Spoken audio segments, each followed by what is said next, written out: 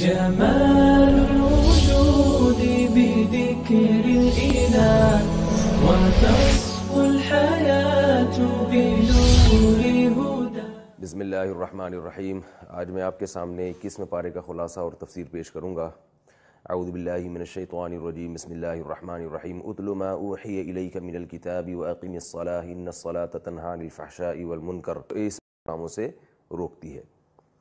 اسی پارے کی ابتدا میں اہل کتاب سے مجادلہ کا بحث مباحثہ کا طریقہ بیان کیا گیا. لا تجادلوا اہل الکتاب الا باللتی ہی احسن، کہ عمدہ طریقے سے ان سے بحث کرو اور ان سے کہو کہ ہمارے اور تمہارے درمیان جو چیزیں مشترک ہیں ان کی طرف آ جاؤ. وہ کیا ہے؟ ہمارا الہ بھی ایک ہی ہے اور تمہارا الہ بھی ایک ہے. یعنی زبان سے تو تم بھی یہ دعویٰ کرتے ہو کہ ایک خدا ہے، تو اسی دعوے پر قائم رہو اور اللہ کی الوہیت کے قائل ہو جاؤ. اس میں یہ بھی بتایا گیا ہے کہ یہ قرآن مجید معجزہ ہے. وما كنت تتلو من قبلہ من کتاب ولا تخطہ بیمینک، کہ محمد صلی اللہ علیہ وسلم امی تھے، لکھنا پڑھنا نہیں جانتے تھے. پوری زندگی آپ صلی اللہ علیہ وسلم نے ایک لکیر نہیں کھینچی ہے الف کی اور با کی، تو یہ کیسے ہو سکتا ہے کہ اتنا بڑا قرآن وہ ایک دم پیش کر دیں لوگوں کے سامنے؟ تو یہ خود قرآن مجید کے معجزے ہونے کی بہت بڑی دلیل ہے. یہ لوگ اشکال کہا کرتے تھے لولا انزل علیہ آیات من ربی، کہ نشانیاں نازل کیوں نہیں ہوتی، معجزات کیوں نہیں دکھاتے.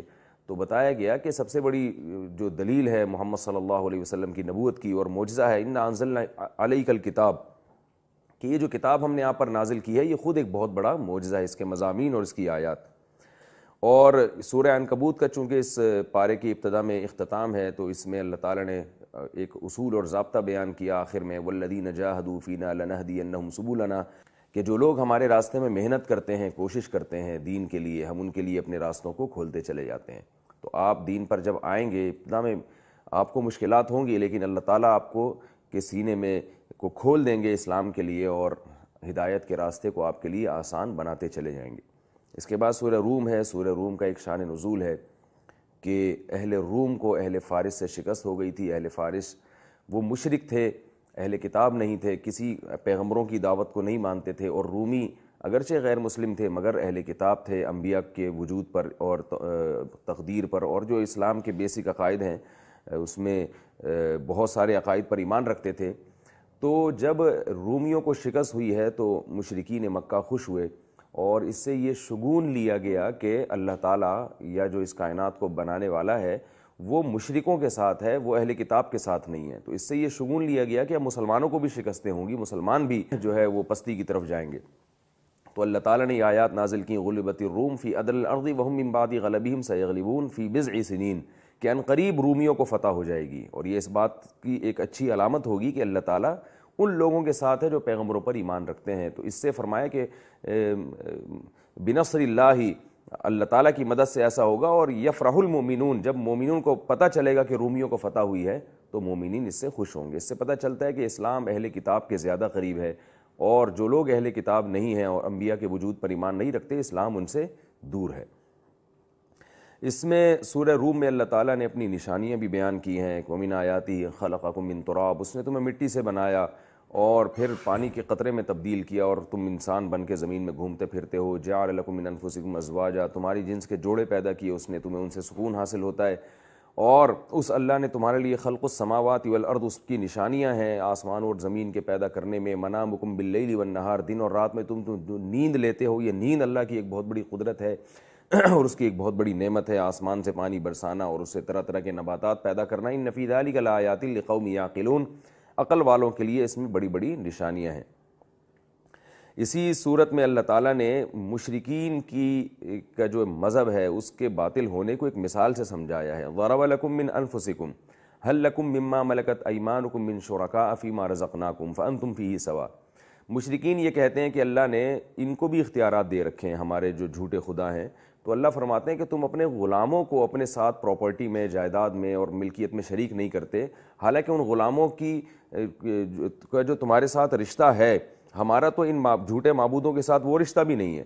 تو تم انسان ہو کے اپنے غلاموں کو اپنے ساتھ پراپرٹی میں اور اختیارات میں شریک نہیں کرتے، تو ہم اس مخلوق کو کیسے اپنے ساتھ اختیارات میں شریک کریں گے، جبکہ یہ مخلوق تو تمہارے غلاموں کی نسبت بھی ہمارے لیے اس سے بھی زیادہ کمتر ہے.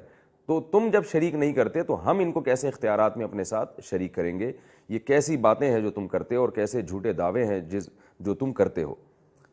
اسی میں اللہ تعالیٰ نے بتایا کہ اسلام دین فطرت ہے، فطرت اللہ التی فطر الناس علیہا، اسلام انسان کی فطرت ہی کا دوسرا نام ہے جس پر اللہ نے انسانوں کو پیدا کیا. لہذا اگر آپ اسلام سے ہٹیں گے تو صرف اسلام نہیں، وہ نیچر سے ہٹ جائیں گے آپ، اور ظاہر ہے نیچر سے ہٹنے کی سزا بہت بھیانک ہوتی ہے، دنیا بھی تباہ اور آخرت بھی تباہ. اور اللہ نے بتایا ظہر الفساد فی البر والبحر، فرمایا کہ زمین میں اور سمندروں میں اور خشکی میں انسان کی بدعمالیوں کی وجہ سے فساد پیدا ہو رہا ہے. اور اللہ نے بارش کی مثال دی کہ تم مایوسی کے بعد جب آسمان سے پانی برساتے ہیں تو کیسے زمین سے لہلہاتی فصلیں پیدا ہوتی ہیں. فانظر الی آثار رحمت اللہ کیف یحیی الارض بعد موتها ان ذلک لمحیی الموتى، جو مٹی اور گوبر کے ملاپ سے پانی کے ذریعے طرح طرح کی فصلیں پیدا کر سکتا ہے، تو ان ذلک لمحیی الموتى، وہی رب انسان کو مرنے کے بعد اور بوسیدہ ہڈیاں ہو جانے کے بعد دوبارہ انسان بنا کے کھڑا بھی کر سکتا ہے. اس کے بعد سورہ لقمان ہے. سورہ لقمان کی خاصیت یہ ہے کہ اس میں حضرت لقمان علیہ السلام نے جو اپنی بیٹے کو نصیحتیں کی، چھوٹے بیٹے کو، بہت پیارے انداز میں ان نصیحتوں کو اللہ نے ذکر کیا. وَلَقَدْ آتَيْنَا لُقْمَانَ الْحِكْمَةَ أَنِ اشْكُرْ لِلَّهِ وَوَصَّيْنَا الْإِنسَانَ بِوَالِدَيْهِ، اور اسی میں اللہ نے بتایا کہ ہم نے انسان کو وصیت کی ہے کہ اپنے والدین کے ساتھ اچھا سلوک کرے، خصوصاً ماں کے کیا بڑا مجاہدہ ہے. حملتہ امہ وہنا علی وہن، تکلیفوں کے ساتھ وہ بچے کو پیٹ میں اٹھاتی اور تکلیفوں کے ساتھ جنتی ہے اور بہت طویل عرصے تک اپنے بچے کی خدمت کرتی ہے. اس لیے اللہ نے فرمایا کہ ان اشکر لی ولی والدی، کہ میرا بھی شکر ادا کرو اور اپنے والدین کا بھی شکر ادا کرو. لقمان علیہ السلام کی نصیحتوں میں یہ بھی بتایا کہ یا بنی انہا ان تک مثقال حبۃ من خردل فتکن فی صخرۃ، کہ تم رات کی تنہائیوں میں یا کہیں بھی چھپ کے چٹانوں میں بیٹھ کے بھی کوئی گناہ یا نیکی کا کام کرو گے، یاتی بھی اللہ، قیامت میں اللہ اس کو لے آئے گا. اور لقمان علیہ السلام نے سب سے پہلے یہ بتایا کہ لا تشرک باللہ، اللہ کے ساتھ کسی کو شریک نہیں کرنا ہے. تو ہمیں بھی چاہیے اپنی اولادوں کو ان چیزوں کی ہم وصیت اور نصیحت کیا کریں.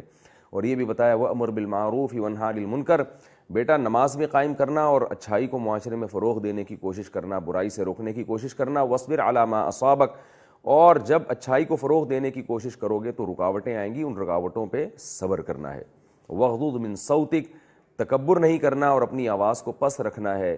جب نارمل کسی سے بات کی جائے تو آواز پست ہو، چیخنا چلانا یہ اچھا کام نہیں ہے. ان انکر الاصوات لصوت الحمیر، سب سے بری آواز یہ گدھے کی آواز ہوتی ہے، اسی وجہ سے کہ وہ بہت زیادہ زور سے چیختا ہے. اور اس سورت کے آخر میں اللہ نے بتایا کہ یا ایھا الناس اتقوا ربکم، لوگوں اپنے رب سے ڈرو.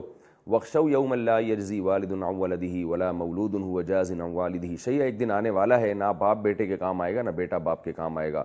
اس دن سے ڈرو اور اس دن کی پہلے سے اعمال اپنے درست کرنے کی کوشش کرو. اس کے بعد سورہ سجدہ ہے. سورہ سجدہ میں اللہ تعالیٰ نے شروع میں مشرکین کے اس قول کا ذکر کیا اذا ضللنا فی الارض انا لفی خلق جدید، ہم تو زمین میں ہڈیاں اور بوسیدہ ہو کے بالکل مٹی میں تحلیل ہو جاتے ہیں، تو کون دوبارہ زندہ کرے گا؟ تو بتایا گیا کہ وہی رب دوبارہ زندہ کرے گا جس نے تمہیں پہلی مرتبہ پیدا کیا.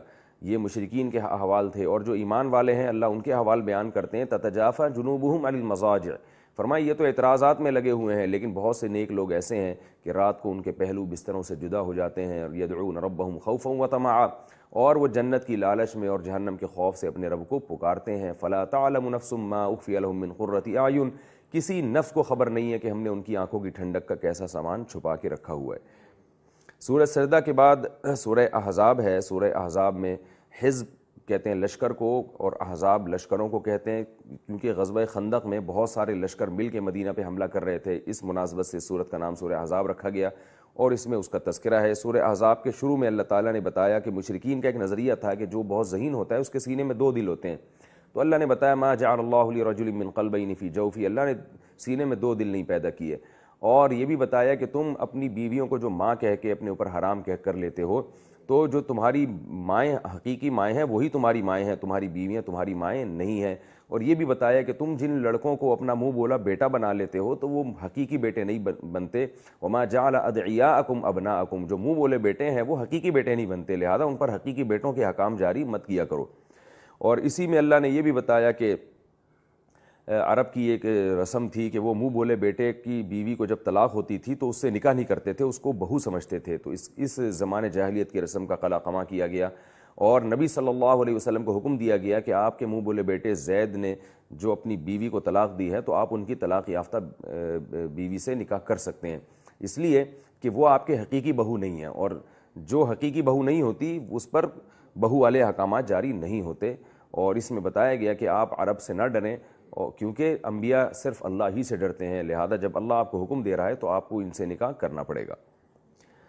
اسی صورت میں اللہ تعالیٰ نے غزوہ خندق کا ذکر کیا اور بتایا کہ اے ایمان والو، اللہ کی نعمت کو یاد کرو جب کیسے لشکروں نے مل کے تم پر حملہ کیا اور اللہ نے ہواؤں کو چلا کے ان کے خیمے اکھاڑ دیے۔ اور منافقین کی برائی بیان کی گئی ہے کہ کیونکہ جنگ بہت شدید تھی تو منافقین کیسے گھروں میں بہانے کر کے پیچھے بیٹھ گئے اور موت سے بھاگ گئے۔ ان کو ڈرایا گیا لن ينفعكم الفرار ان فررتم من الموت او القتل، تم موت سے اور قتل سے ڈر کے بھاگو گے تو تم بھاگ نہیں سکتے، موت کا ایک وقت متعین ہے اور اس میں موت آ کر رہے گی۔ اور بتایا گیا کہ جب جہاد کی آیتیں نازل ہوتی ہیں یا ان کوئی خبر ملتی ہے کہ کوئی لشکر حملہ کرنے والا ہے تو ان کی آنکھیں کیسے چکرانے لگتی ہیں موت کے خوف سے۔ لقد کان لکم فی رسول اللہ اسوۃ حسنہ، فرمائے کہ تمہارے لیے نبی کی زندگی میں نمونہ ہے۔ نبی صلی اللہ علیہ وسلم کیسے میدان جنگ میں جا رہے ہیں اور اپنی قربانیاں پیش کر رہے ہیں اور آپ کے ساتھی کیسے ان کی اتباع کر رہے ہیں، تو اس کو تمہیں فالو کرنا چاہیے۔ اور ساتھ ساتھ اللہ نے صحابہ کی تعریف بھی کی، من المؤمنین رجال صدقوا ما عاہدوا اللہ علیہ، فرمایا یہ تو منافقین ہیں جو پیچھے بھاگ رہے ہیں، لیکن بہت سے مومنین ایسے ہیں کہ انہوں نے اللہ سے نظر مانی تھی، منت مانی تھی کہ اللہ نے ہمیں دوبارہ جنگ کا موقع دیا تو ہم بہت کچھ کر کے دکھائیں گے۔ فرمایا کہ بہت سے مومنین ایسے ہیں جنہوں نے اللہ سے عہد کیا، اس عہد کو اس جنگ میں پورا کر کے دکھایا ہے۔ فمنہم من قضى نحبہ ومنہم من ينتظر، کچھ نے تو اپنی نظر کو پوری کر لیا اور کچھ انتظار میں ہیں۔ وما بدلوا تبدیلا، وہ اپنے قول سے پیچھے نہیں ہٹے۔ یہ صورت کا کچھ خلاصہ تھا۔ اور آخر میں ایک اہم بات کہ اللہ کے نبی نے اپنی زوجہ کو اس صورت میں حکم دیا کہ اللہ کے حکم پر، کہ اللہ نے فرمایا کہ اپنی ازواج سے کہہ دیجئے کہ تم میرے ساتھ اسی غربت میں گزارا کرتی ہو تو رہنا پڑے گا۔ وَإِن كُنتُنَّ تُرِدْنَ الْحَيَاةَ الدُّنْيَا وَزِينَتَهَا، اگر تمہیں دنیا کی دولت اور زینت چاہیے، فَتَعَالَيْنَ أُمَتِّعْكُنَّ وَأُسَرِّحْكُنَّ سَرَاحًا جَمِيلًا، تو آؤ میں تمہیں کچھ سامان وغیرہ دے کے رخصت کرتا ہوں، تم جہاں چاہے نکاح کرو۔ پیغمبر کی معیت میں اگر رہنا ہے، پیغمبر کی زوجہ اگر تم بن کے تم کو رہنا ہے تو اسی فاقہ کشی پہ تمہیں گزارا کرنا پڑے گا اور اس کے بدلے میں تمہیں آخرت ملے گی۔